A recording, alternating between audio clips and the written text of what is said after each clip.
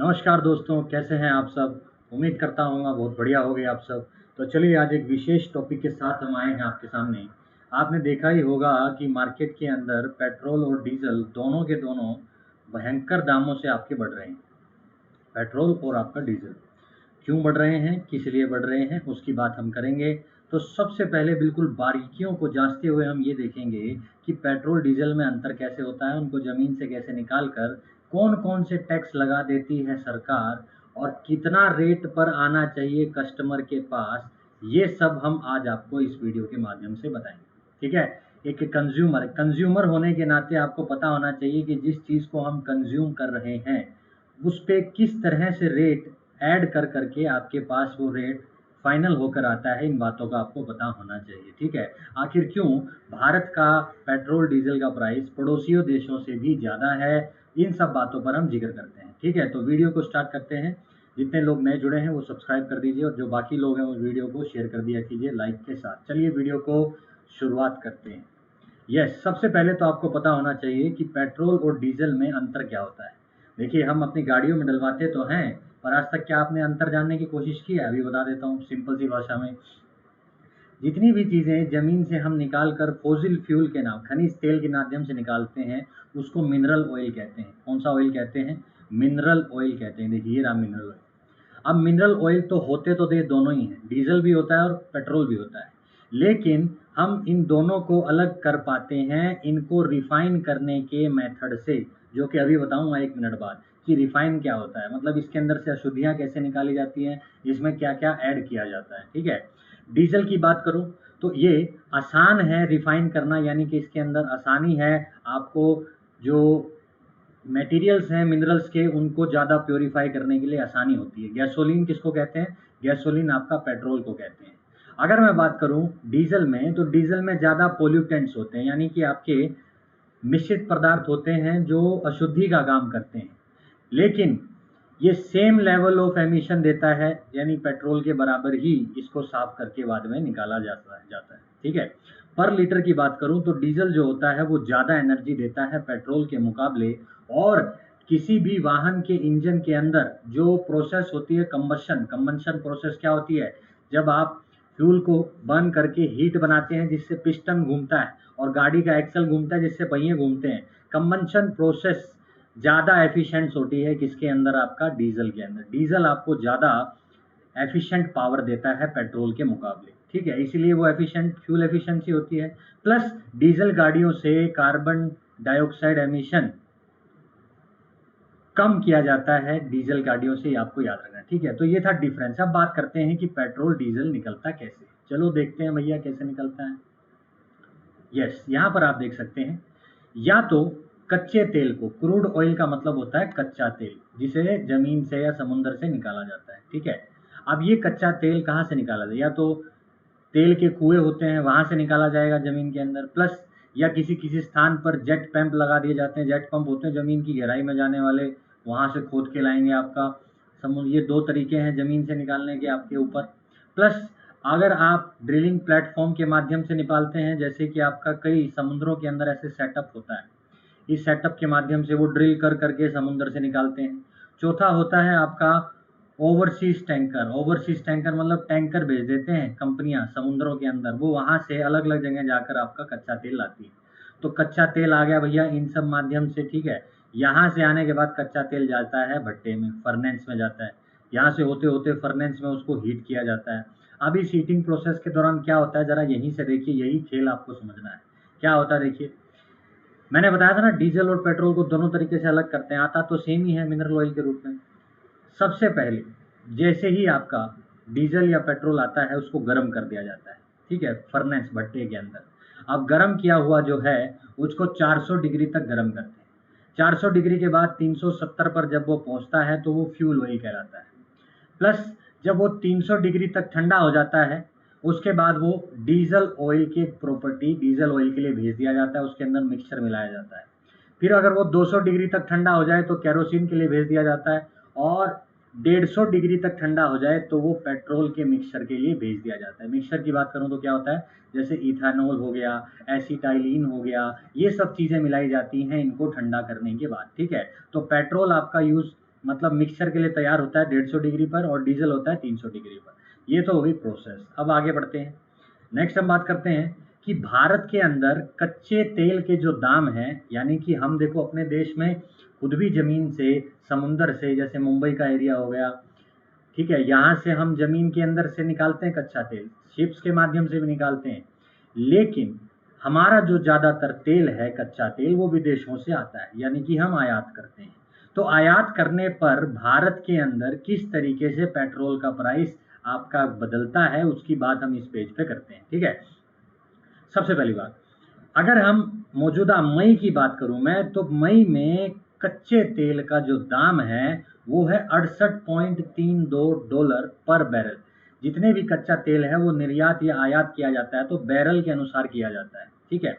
तो पहली बात तो ये हो गई कि सबसे पहले जो आपकी जेब पर पड़ने वाला असर है पेट्रोल डीजल में, उसमें सबसे अहम भूमिका सबसे पहले कौन निभाता है कि अंतर्राष्ट्रीय दाम में कच्चे तेल का दाम क्या है, ठीक है। वहां से उन्होंने कच्चा तेल निकाला, उसको बेच दिया। अब बेचेंगे तो अंतर्राष्ट्रीय मार्केट में रुपया थोड़ी चलेगा, रुपीस थोड़ी चलेगा। वो करेंसी चलेगी जो सभी देश एक्सचेंज के लिए यूज करते हैं, और जो मोस्टली करेंसी पूरे वर्ल्ड में यूज की जाती है वो है डॉलर। इसलिए डॉलर के अनुसार ये खरीदा जाता है। तो दूसरा रेट, दूसरी चीज क्या देखी जाएगी? पहली चीज तो देख ली कि भैया कच्चे तेल का दाम अगलों ने क्या दिया। दूसरी चीज देखी जाएगी कि अपना जो रुपया है ना, रुपया वो कितना मजबूत है डॉलर के आगे, ताकि हम उतनी ही मात्रा में पेट्रोल या डीजल ले सके। तो हमारे रुपये की महत्वाकांक्षा भी देखी जाती है। ये भी मुख्य कारण है पेट्रोल और डीजल के कम या ज़्यादा दाम होने का। तो मई की मैं बात करूं तो 73.47, ये मैंने 10 मई का डाटा लिया है, उस हिसाब से आपको बताया है। 73.47 पर यूएस डॉलर रुपीस की करेंसी, ठीक है। इस हिसाब से फिर ये बैरल का रेट आ जाता है। तो इंडियन करेंसी के माध्यम से अगर मैं बात करूं तो हमें कच्चा तेल पड़ता है कितना, एक बैरल का रेट पड़ता है 5019। एक बैरल का रेट कितना रुपए पड़ता है? 5019, जो यूएस डॉलर में 68.32 था। अब बात करते हैं कच्चे तेल के एक बैरल में कितना तेल आता है। तो 159 लीटर तेल आता है, एक बैरल में 159 लीटर तेल होता है। यहाँ तक बात आपको समझ में आ गई? बहुत बढ़िया बात है। अब इसी, देखो भाई, 5019 इतने लीटर का पैसा दिया है भारत सरकार ने, 5019 रुपए दिए हैं 159 लीटर के, ठीक है।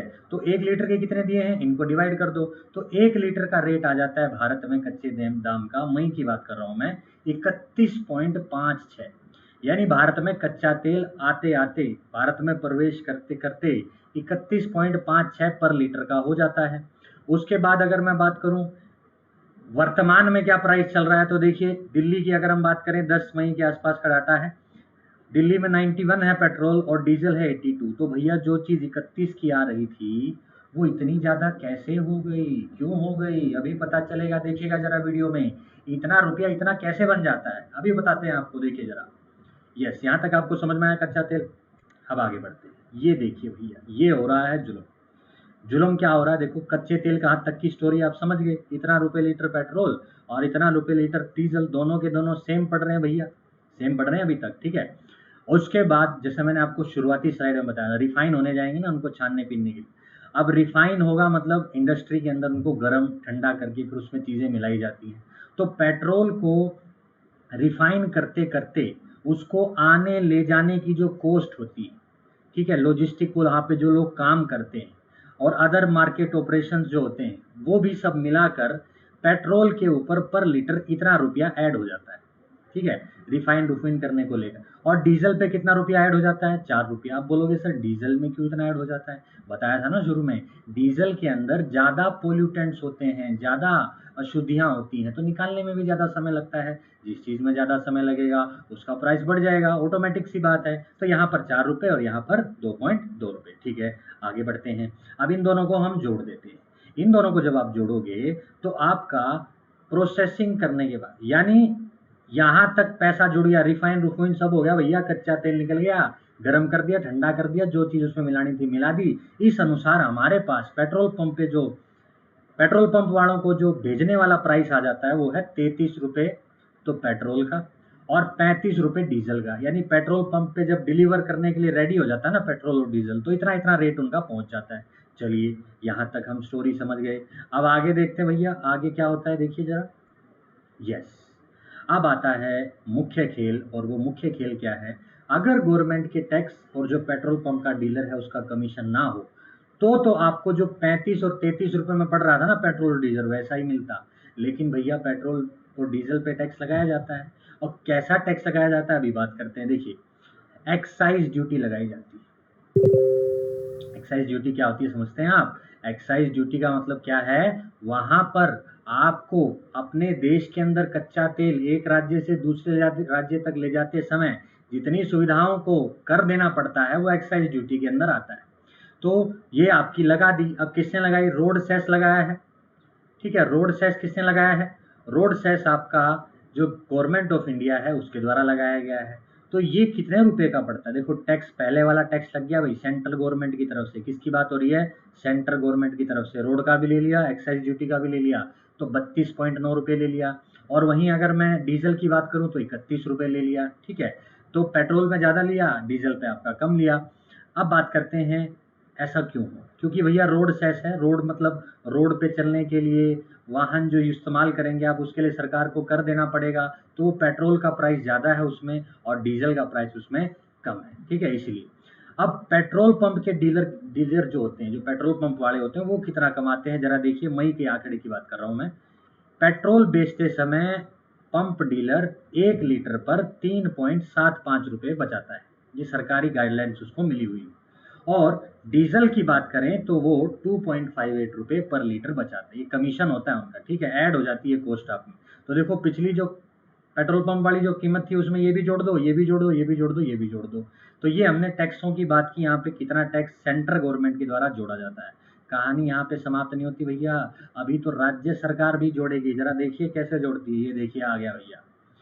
राज्यों के द्वारा जब भी किसी उत्पाद पर टैक्स लगाया जाता है प्रोडक्ट के ऊपर, तो उसको वैट कहते हैं। वैट का मतलब होता है वैल्यू एडिड टैक्स। वैट का मतलब क्या है? Value added tax. सबसे पहले इसको लगाना किसने शुरू किया था? हरियाणा राज्य ने शुरू किया था। लेकिन जीएसटी आने के बाद ये मुख्य ज़्यादातर चीज़ों पर ख़त्म हो गया, लेकिन पेट्रोल डीजल पर नहीं हुआ, क्योंकि जीएसटी के अंदर पेट्रोल डीजल के दाम फिक्स नहीं किए जाते।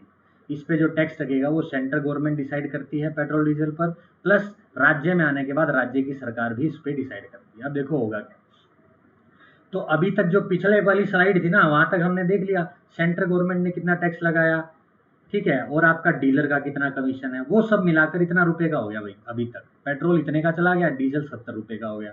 चलो हम ये भी सह लेंगे कि भैया सेंट्रल गवर्नमेंट मेहनत मेहनत करती है, निकाल निकुल के लाती है, और हमारे तक पहुंचाने में टैक्स ले लिया थोड़ा, तो थोड़ा तो नहीं वैसे, चलो ले लिया, जितना भी लेना है इतना ले लिया। अब आती है राज्यों के अंदर, आते ही राज्य भी फिर से टैक्स लगाते हैं, वैल्यू एडिड टैक्स। और ये कितना लगता है? पेट्रोल पे तो लगता है 30%, और डीजल पे लगता है 16.75%। और ये किसका होता है? ये उसका होता है जितना आपका बेस प्राइस। बेस प्राइस किसका है भैया? बेस प्राइस है आपका जितने पे आपका तेल आपका पेट्रोल पंप में रिफाइनरी से आया था उसके ऊपर लगाती। तो यहाँ पर कितना लग गया? पेट्रोल पे 21 रुपये और डीजल पे 12 रुपये लग गया। यहीं से फर्क आता है पेट्रोल और डीजल के दामों में। कहाँ से? वैट से। वरना अभी तक तो देखो सेम चल रहे हैं। वैट का फर्क देता है पेट्रोल और डीजल, और डीजल पेट्रोल पर वैट 30, पेट्रोल पे 30 और डीजल पे आपका 16.75 है। ऐसा क्यों है? क्योंकि दोनों ही सरकारों के द्वारा रोड सेस के माध्यम से इसके अंदर कुछ कटौतियां की जाती हैं। तो यहाँ तक आते आते आपको फाइनल प्राइस पता चल गया। ये 10 मई की बात कर रहा हूँ मैं दिल्ली की। दिल्ली में 91.53 पर लीटर रेट पहुँच गया, और डीजल का 82.06। तो भैया ये था, जो चीज़ 35 रुपये के आसपास आती हुई दिख रही थी, वही चीज़ कितनी बिक रही है? देखो भैया, इतनी बिक रही है। देखा आपने? अभी देखो आगे क्या होता है, आगे भी देखिए आप। यस। तो टैक्स किस तरह से लिया जाता है, जरा ध्यान से देखिए भैया। सबसे पहले जो एक्साइज ड्यूटी की बात हमने की थी ना, उसके बारे में बात करते हैं। वैट और एक्साइज ड्यूटी हमने बताया था कैसे मिला दिया। अब देखिए क्या होगा। अब क्या होगा? पेट्रोल पर एक्साइज ड्यूटी 2014 तक कितनी लगती थी? 9 रुपये और 20 पैसा पर लीटर। 2021 में आते आते 32 रुपये पर लीटर हो चुकी है, रोड सेस को मिलाकर। तो अगर हम इनको सब्ट्रैक्ट करते हैं, तो 32 में से अगर आप 9 घटाएंगे तो कितना बचेगा? 23। 23 रुपये बढ़ा दिए गए हैं सेंट्रल गवर्नमेंट के द्वारा कौन से टैक्स पर? एक्साइज टैक्स पर। तो ये एक और बढ़ता हुआ किसका कारण? पहला कारण तो मैं बता चुका कि जो हमारा रुपया है वो जितना ज़्यादा कमज़ोर होगा यूएस डॉलर के मुकाबले, तो कच्चे तेल के दाम उससे ज़्यादा बढ़ते घटते हैं, लेकिन उससे ज़्यादा फर्क नहीं पड़ता भैया, क्योंकि एक बैरल में 159 लीटर आता है, तो ज़्यादा कोई फर्क नहीं पड़ता है। फर्क पड़ता है ये सीधे बढ़ाने वाले। तो एक्साइज टैक्स यहाँ पे बढ़ गया। 2014 में इतना था, अभी कितना हो गया? 32 रुपये हो गया है। फिर डीजल की बात करूँ तो डीजल पे तो भैया एक्साइज ड्यूटी 3 रुपये हुआ करती थी 2014 में, और अब कितनी हो गई है? 31 हो गई है। यानी डीजल पर जो आपका बढ़ा है, 31 में से 3 घटा दो, 27 रुपये एक्साइज टैक्स बढ़ गया है रोड टैक्स को मिलाकर। रोड टैक्स को मिलाकर ये बढ़ चुका है, ठीक है। उसके बाद वैट की बात करते हैं। वैट कौन लगाती है? स्टेट गवर्नमेंट, बताया था ना थोड़ी देर पहले। तो भैया जो वैट था वो पहले 20% लिया करता था पेट्रोल पे, अब कितना लेता है? 30% लेता है। पहले वैट डीजल पर कितना लगता था? 12.5%, अब कितना लगता है? 16.75%। तो ये यहाँ पर आपका बढ़ा है। समझ में आया कि महंगाई का कारण क्यों है? एक तो भारतीय रुपये का विदेशी मुद्रा से थोड़ा बहुत ज़्यादा नहीं होता है। अगर जो तेल उत्पादन करने वाली कंपनियां हैं वो जानबूझकर तेल की सप्लाई रोक देना, सभी देश आपस में मिलकर, तो भारत जैसे देश और भी हैं जो इन देशों से तेल लेते हैं, तो उनके पास सप्लाई कम हो जाएगी। सप्लाई कम होगी तो देश में डिमांड ज़्यादा बढ़ेगी। डिमांड ज़्यादा बढ़ेगी तो लोग जो पेट्रोल डीजल के वाहनों में चलते हैं वो ज़्यादा से ज़्यादा पैसे देने के लिए तैयार होंगे, तो ऑटोमेटिकली तेल की कंपनी वाले देश ये भी खुद से अपने हिसाब से पैसा बढ़ा सकते हैं सप्लाई को रोककर, ठीक है। तो यहाँ से भी आपका तेल बढ़। तीसरा आपको पता चल गया सबसे बड़ा कारण क्या है? केंद्र सरकार द्वारा इतना ज़्यादा एक्साइज टैक्स बढ़ा दिया गया है, प्लस आपके जो राज्य सरकार हैं उन्होंने भी वैट बढ़ा दिया है। ये भी कारण है आपका पेट्रोल डीजल का दाम आपका बढ़ने का, ठीक है। अब देखो गोलमाल जो हो रहा है अभी तक वो यहीं पे नहीं है, अब गोलमाल रिटर्न भी है। गोलमाल रिटर्न का मतलब क्या है? गड़बड़ फिर से भी आ सकती। कैसे आती है? देखो भाई, इंडिया की बात करूं तो 2017 के अंत होते होते भारत में पेट्रोल के अंदर एक चीज़ मिलाई जानी शुरू हो चुकी थी जिसको इथेनॉल कहते हैं। इथेनॉल पूर्ण रूप से पेट्रोल के अंदर मिल जाता है और उसी प्रकार की ऊर्जा का उत्पन्न करता है। इथेनॉल क्या है? ये एक प्रकार का नेचुरल फ्यूल है जिसको शुगर और स्टार्च, ये दोनों कार्बोहाइड्रेट्स के रूप हैं, इन दोनों से मिलकर बनाया जाता है और इसको अच्छी तरह पेट्रोल के साथ मिक्स कर दिया जाता है, ठीक है। और इस इथेनॉल में कोई पोल्यूशन पार्टिकल भी नहीं होता, इसलिए इसके अंदर इसको मिलाते हैं। अब क्यों मिलाते हैं? ताकि पेट्रोल की मात्रा बढ़ सके, प्लस गोलमाल रिटर्न, यानी कि पैसे में कुछ गड़बड़ी हो सके। कैसे? इथेनॉल तो पड़ता है भैया 60 रुपये पर लीटर, और जो पेट्रोल डीजल आ रहा है वो 90 प्लस आ रहा है, तो 90 प्लस की चीज़ को 60 प्लस से मिलाओगे, क्वांटिटी तो आपकी बढ़ जाएगी, मात्रा तो आप बढ़ा दोगे, लेकिन प्राइस तो पेट्रोल वाले से ही लेते हो ना। तो देखो भैया, 60 पर लीटर की चीज़ मिला के पेट्रोल में और उसका कंबाइन रेट दे देते हैं किसको? कंज्यूमर को। इसका मतलब क्या हुआ? अगर हम टैंकी को फुल कराते हैं, मान लो 30 लीटर तेल डलवाया, तो 30 लीटर तेल में हमारी कार ने एक्चुअली जो पैसा यूज़ किया है वो 27 लीटर पेट्रोल यूज़ किया है और 3 लीटर क्या यूज़ किया है? इथेनॉल। लेकिन जो रेट हमसे चार्ज किया जाता है वो केवल पेट्रोल का किया जाता है। तो ये है घोटाला। मतलब 27 लीटर पेट्रोल हुआ था लेकिन 30 लीटर का पैसा ले लिया और 3 लीटर आपका इथेनॉल का। तो यहाँ पर भी गोलमाल होता है। तो अगर मैं कुल मिलाकर निचोड़ पर उतरूं तो क्या एक आम नागरिक बात कर सकता है वो मैं बताता हूं। अगर ये एक अच्छा समाज होता, हमारे देश की आर्थिक स्थिति अच्छी होती, केंद्र सरकार और राज्य सरकार टैक्स ना लगाते ज़्यादा, तो हम तेल को पा सकते थे 40 रुपये के कम दामों तक, ठीक है। कोई भी देश की सरकार अगर टैक्स टुक्स ना लगाती, अपनी मर्जी से कम ज़्यादा करने की शक्ति ना होती, तो 40 रुपये से कम पे आपको पर लीटर तेल मिल जाता। लेकिन अब क्या हो रहा है? आयरनी तो देखिए, हास्य की बात यहाँ पर क्या है कि हम 150% प्लस तो टैक्स भरते हैं जितना उसकी कॉस्ट है। पेट्रोल फ्यूल के जो आपको गैसोलीन और डीजल है ना, पेट्रोल और डीजल, उनकी ओरिजिनल कीमत से 150% ज़्यादा हम केवल टैक्स भरते हैं। तो ये थी भैया पेट्रोल डीजल के दाम क्यों आपके बढ़ते घटते हैं। उम्मीद करता हूँ आपको समझ में गया होगा। देश में रहते हैं तो पता तो होना चाहिए ना, देश में किस तरीके से जो आप चीज़ लेते हैं उस पर कैसे कैसे रेट आपका बढ़कर आता है। जैसे ही सरकार की स्थिति अच्छी होगी, क्या पता वो रेट टैक्स आपका घटा दे, क्योंकि सरकार की स्थिति किस पे डिपेंड करती है? देश की आर्थिक व्यवस्था पर, और देश की आर्थिक व्यवस्था डिपेंड करती है किस पर? फिस्कल पॉलिसी पर। फिस्कल पॉलिसी क्या होती है? हमारे देश की सरकार के द्वारा कितना पैसा एक्सपेंडिचर, कितना आपका इनकम आती है। तो सरकार की इनकम अभी कम है, ऐसा मतलब कुछ भी हो सकता है। सरकार मान इनकम कम है, खर्चा ज़्यादा हो रहा है, इसलिए लोगों से ही टैक्स के जरिए वसूला जाए, तो इसीलिए कोई भी सरकार टैक्स पेट्रोल डीजल पर ज़्यादा लगाती है। लेकिन हमारे आसपास के देशों में हमारा सबसे ज़्यादा टैक्स लगता है। ये हमें पता होना चाहिए, क्योंकि देश बहुत बड़ा है, लोग बहुत ज़्यादा है। ठीक है, तो उम्मीद करता हूँ आपको वीडियो पसंद आएगी, तो लाइक कर दीजिएगा, शेयर कर दीजिएगा, और जो नए लोग हैं वो सब्सक्राइब कर दीजिएगा अगर आपको अच्छा लगा तो। ठीक है, तब तक अपनी सेहत का ध्यान रखिए। मिलते रहेंगे हर रोज़ नई नई वीडियोस के साथ, प्लस करंट अफेयर भी हम आपको कराते हैं। तो उन सब डिटेल्स के साथ आपको मिलते हैं अगली क्लास में। Tata, bye bye.